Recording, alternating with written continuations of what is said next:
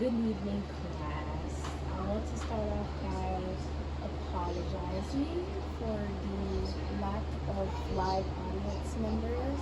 Unfortunately, I don't have people like that in my life, but I of course, wanted to participate in any way that I can in this assignment, regardless. So, I want to start off by saying hello. How are you? I know that times have been rough nowadays. There has been shortages all over the world on supplies that we all value and all need. Resources such as gas prices have went up. All of this has been due to inflation. Inflation can be described as a general increase in prices and goods and services within the economy. The idea behind inflation can be regulated through policies and other means because we have the proper means to do so. And certain people need to be held accountable for their part that they have played in the increased inflation that we've been experiencing for the past year, 2 years at that.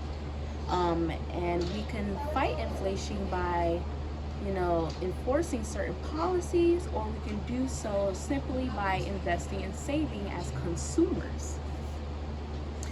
And the big question is what has been contributed to the economy downturn.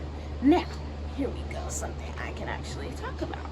So, what has contributed to the downturn of the economy has been things such as the coronavirus, which since COVID-19 has came out, it has caused a lot of people to lose their jobs, which, ultimately leads to inflation within the country because people are without pay, without money, and without a place to work.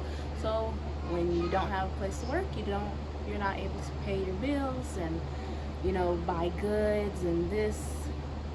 So yes, COVID has been a big contributor to inflation, as well as our gas prices. Gas prices, if you drive, if you know people that drive, that gas prices have went up in a major way.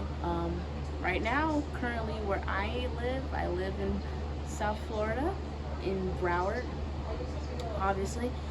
Gas right now is a good $3.65. So we're getting back to normal, but it's still taking time. And now, I'm actually upset I didn't add this in my speech, but we do have the monkeypox, which is another thing that has simply contributed to the downturn in the economy, as well as goods and services have also increased. So, most people would that oppose that inflation is not a good thing, would like to say that inflation keeps businesses profitable, as well as it prevents consumers from waiting for low prices. But